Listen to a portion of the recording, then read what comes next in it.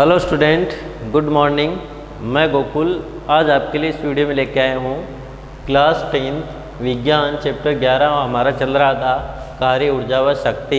इसका आज हम पार्ट 4 पढ़ने वाले हैं। पार्ट 3 इसके हमने कंप्लीट कर लिए हैं और इस पार्ट के अंदर हम पढ़ेंगे ऊर्जा के विभिन्न रूप। तो ऊर्जा के बारे में हमने पिछले वीडियो में पढ़ा था और इसमें हम ऊर्जा के विभिन्न रूपों के बारे में पढ़ने वाले हैं। तो सबसे पहले हम ऊर्जा के विभिन्न रूपों में हम बात करते हैं तो हम परिभाषा के रूप में लिखेंगे यांत्रिक ऊर्जा, मैकेनिकल एनर्जी।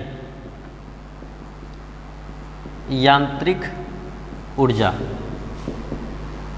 ठीक है।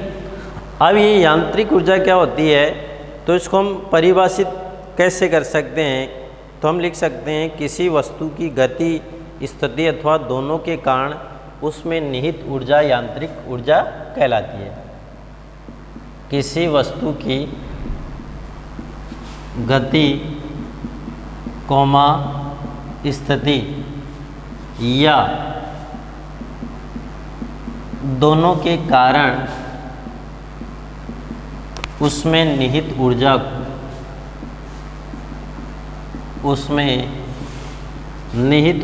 को यांत्रिक ऊर्जा कहते हैं।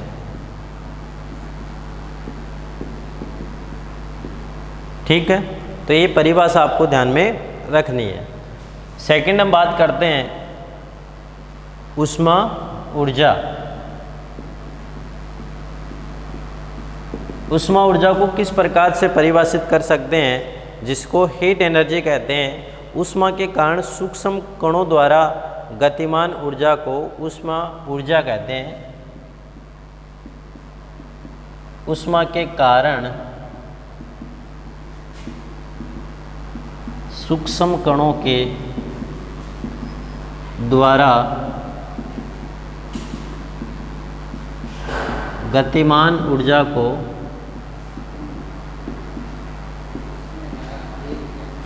ऊष्मा ऊर्जा कहते हैं। ठीक है, तो ये आपको ध्यान में रखना है कि ऊष्मा के कारण सूक्ष्म कणों के द्वारा गतिमान ऊर्जा को ऊष्मा ऊर्जा कहते हैं। जैसे घर में आग की चिमनी, जैसे घर में आग की चिमनी, घर में आग की चिमनी, तो ऊष्मा के कारण सूक्ष्म कणों के द्वारा जो गतिमान ऊर्जा होती है उस ऊर्जा को ऊष्मा ऊर्जा के नाम से जाना जाता है। ये सूक्ष्म कण उस ताप से निम्न ताप पर ऊष्मा का स्थानांतरण करते हैं।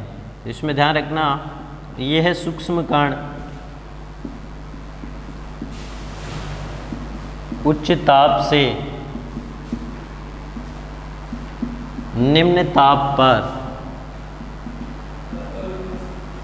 ऊष्मा का संचरण करते हैं।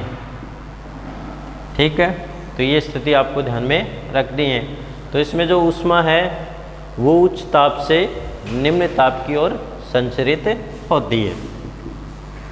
तीसरी हमारी जो ऊर्जा है उसे हम बोलते हैं रासायनिक ऊर्जा, केमिकल एनर्जी। रासायनिक ऊर्जा, रासायनिक ऊर्जा को हम किस प्रकार से जो है परिभाषित कर सकते हैं, तो रासायनिक क्रियाओं द्वारा प्राप्त ऊर्जा को रासायनिक ऊर्जा कहते हैं। तो हम लिख सकते हैं रासायनिक क्रियाओं द्वारा प्राप्त ऊर्जा को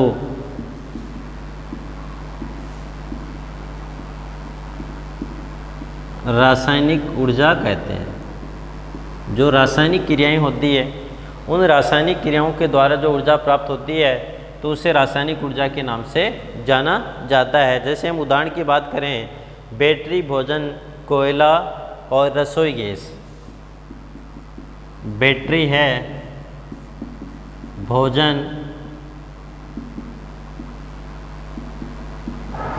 कोयला व रसोई गैस। तो जैसे बैटरी होती है तो उस बैटरी में भी क्या है, रासायनिक ऊर्जा है। भोजन है, भोजन के दौरान जो भोजन का पाचन होता है तो एक रासायनिक प्रक्रिया है, तो उससे हमें रासायनिक ऊर्जा प्राप्त होती है। कोयले का जब दहन होता है तो कोयले का दहन भी एक रासायनिक अभिक्रिया है, ठीक है। और रसोई गैस जब जलती है, रसोई गैस का दहन होता है तो जो एलपीजी है तो वो भी एक रासायनिक अभिक्रिया है, या जिससे हमें जो ऊर्जा प्राप्त होती है वो रासायनिक ऊर्जा होती है, ठीक है। उसके बाद में अगली जो है वो आती है विद्युत ऊर्जा, इलेक्ट्रिकल एनर्जी, विद्युत ऊर्जा। तो विद्युत ऊर्जा कौन सी होती है? विद्युत आवेशों द्वारा उत्पन्न ऊर्जा विद्युत ऊर्जा कहलाती है। तो इसको हम कैसे परिभाषित कर सकते हैं? विद्युत आवेशों द्वारा उत्पन्न ऊर्जा विद्युत ऊर्जा कहलाती है। जो विद्युत आवेश होते हैं तो उन विद्युत आवेशों के द्वारा जो ऊर्जा प्राप्त होती है तो उस ऊर्जा को विद्युत ऊर्जा के नाम से जाना जाता है, ठीक है।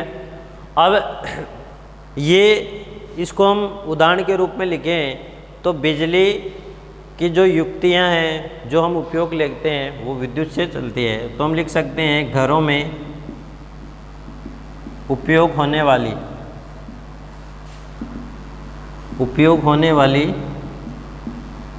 विद्युत युक्तियाँ ये किससे चलती है? विद्युत से चलती है। इसलिए वहाँ पे किसका उपयोग होता है? विद्युत ऊर्जा का उपयोग होता है। उसके बाद में अगली हमारी जो प्रकार है ऊर्जा का वो आता है गुरुत्वीय ऊर्जा। तो अगली ऊर्जा कौन सी होगी? गुरुत्वीय ऊर्जा, ठीक है। अब इस गुरुत्वीय ऊर्जा को हम किस प्रकार से परिभाषित कर सकते हैं? ग्रेविटेशनल एनर्जी, पृथ्वी के गुरुत्वाकर्षण बल के कारण जो वस्तुएं हैं वो पृथ्वी की ओर खींची जाती है, तो उससे जो ऊर्जा होती है उसे गुरुत्वीय ऊर्जा कहते हैं। तो हम लिख सकते हैं कि पृथ्वी के गुरुत्वाकर्षण बल के कारण वस्तुएं पृथ्वी की ओर खींची चली आती है, ठीक है। अब जो पृथ्वी का गुरुत्वाकर्षण बल होता है उस गुरुत्वाकर्षण बल के कारण जो वस्तुएं हैं वो पृथ्वी की ओर खींची चली आती हैं, ठीक है। और वस्तुओं में गुरुत्वाकर्षण बल के कारण उत्पन्न जो ऊर्जा होती है उसे हम कौन सी ऊर्जा बोलते हैं? गुरुत्वीय ऊर्जा कहते हैं।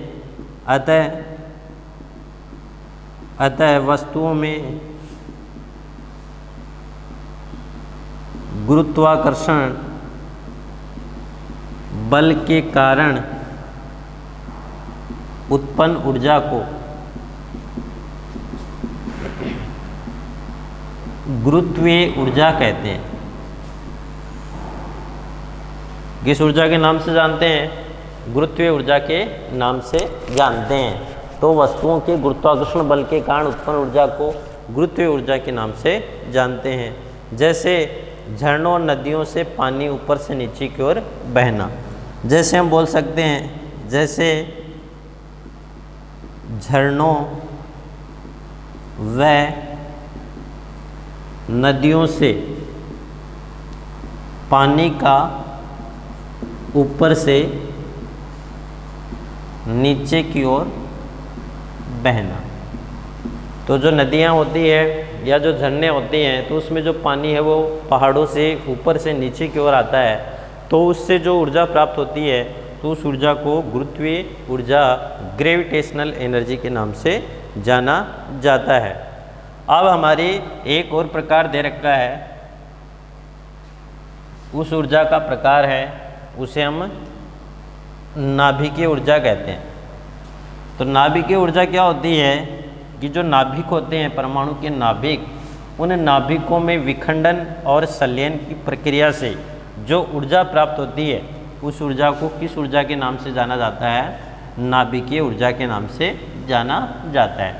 ठीक है, तो हम इसको कैसे परिभाषित कर सकते हैं? तो अगला हमारा इसमें पॉइंट होगा नाभिकीय ऊर्जा। नाभिकीय ऊर्जा, तो नाभिकीय ऊर्जा को हम कैसे लिख सकते हैं? तो हम लिख सकते हैं नाभिकीय विखंडन और संलयन के परिणाम स्वरूप प्राप्त होने वाली ऊर्जा नाभिकीय ऊर्जा कहलाती है। नाभिकीय विखंडन एवं संलयन से प्राप्त ऊर्जा को नाभिकीय ऊर्जा कहते हैं। जो नाभिकीय विखंडन होता है और जो नाभिकीय संलयन होता है, उससे प्राप्त जो ऊर्जा होती है, उस ऊर्जा को किस नाम से जाना जाता है? नाभिकीय ऊर्जा के नाम से जाना जाता है। ठीक है, इसी प्रकार ये जो मुक्त ऊर्जा है दो प्रकार की होती है, जिसे गतिज ऊर्जा और स्थितिज ऊर्जा कहते हैं। सामान्यतः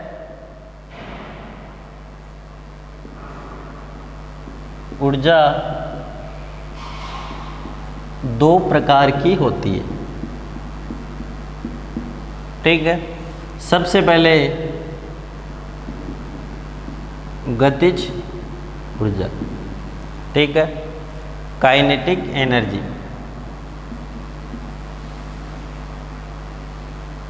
ठीक है, गतिज ऊर्जा।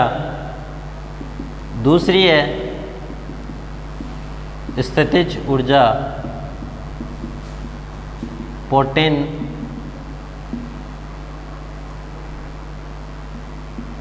Potential energy. ठीक है, तो गतिज ऊर्जा और स्थितिज ऊर्जा सामान्यतः दो प्रकार की होती है। ठीक है, अब हम ये तो हमने बेसिक जो परिभाषा के रूप में ऊर्जा के प्रकारों को जाना। अब हम देखते हैं कि जो यांत्रिक ऊर्जा है उसको हम और अधिक रूप से कैसे समझ सकते हैं।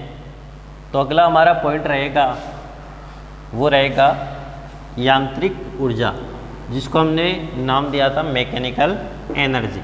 ठीक है, तो अगला पॉइंट होगा यांत्रिक ऊर्जा।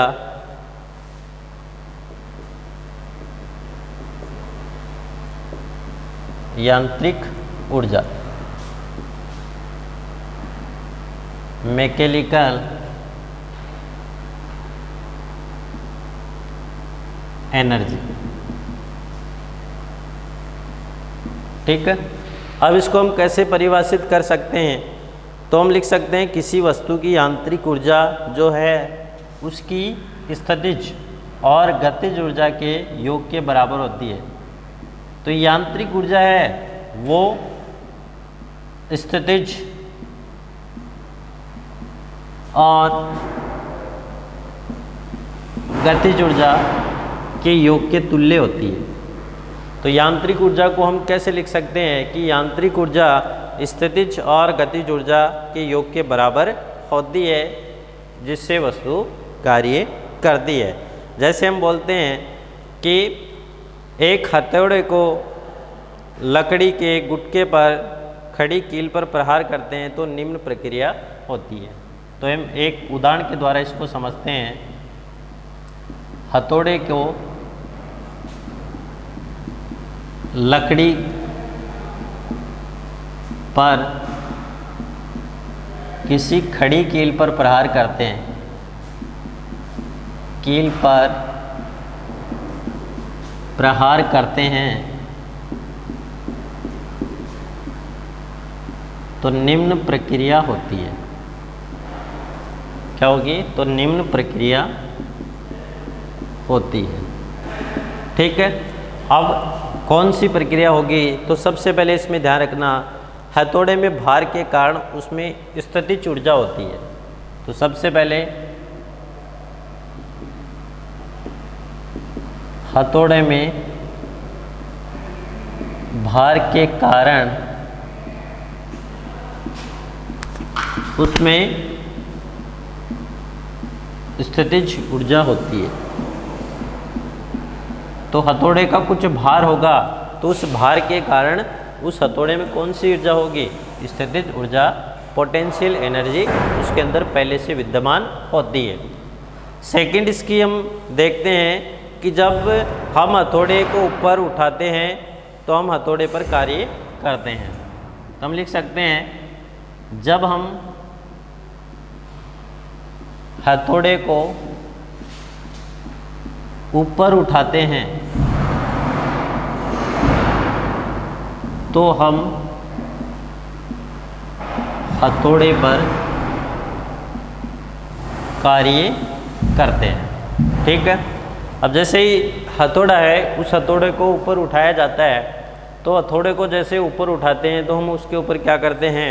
कार्य करते हैं, और जिससे हथौड़े की स्थितिज ऊर्जा बढ़ जाती है। अब जैसे उसको उठाएंगे तो प्रारंभ में इसकी न्यूनतम है स्थितिज ऊर्जा, और जैसे उसके ऊपर कार्य करेंगे तो जिससे हथौड़े की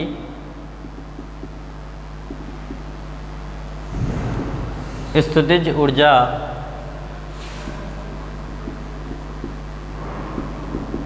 बढ़ जाती है। तो इससे क्या होगा? जो हथौड़े की स्थितिज ऊर्जा है वो क्या होगी?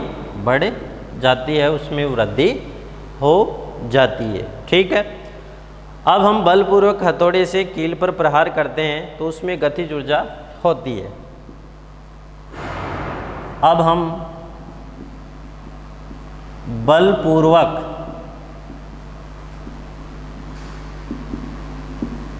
हथौड़े को कील पर प्रहार करते हैं तो उसमें गतिज ऊर्जा होती है। अब जैसे मान लो हथौड़ा है, इसको हमने ऐसे उठाया तो उसके अंदर स्थितिज ऊर्जा अधिकतम हो गई, और फिर जब उसको प्रहार करते हैं तो ये स्थितिज ऊर्जा किस में चेंज होगी? गतिज ऊर्जा में चेंज होती है। अब गतिज ऊर्जा में परिवर्तित हो गई, इसका मतलब उसकी गतिज ऊर्जा बढ़ती है जो कील को गुटके के अंदर भेज देती है। अब ये गतिज ऊर्जा क्या करेगी? जो कील को गुटके के अंदर भेज देती है।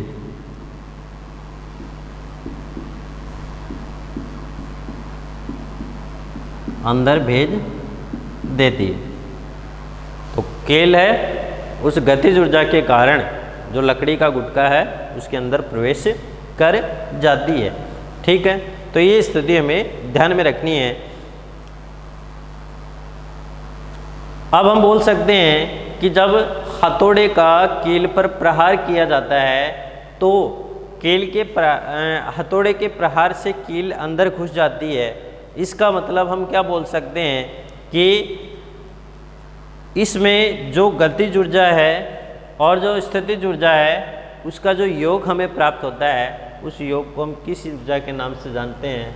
यांत्रिक ऊर्जा के नाम से जानते हैं। ध्यान से सुनना कि जब हथौड़े के द्वारा कील के ऊपर प्रहार किया जाता है तो कील के ऊपर प्रहार करने से कील का अंदर घुस जाना, उस स्थिति में जो प्राप्त होने वाली स्थितिज ऊर्जा और गतिज ऊर्जा का योग क्या कहलाता है? यांत्रिक ऊर्जा कहलाता है। ठीक है। तो ये स्थिति आपको ध्यान में रखनी है। और ये जो यांत्रिक ऊर्जा हो गई है वो किसके द्वारा प्राप्त होती है?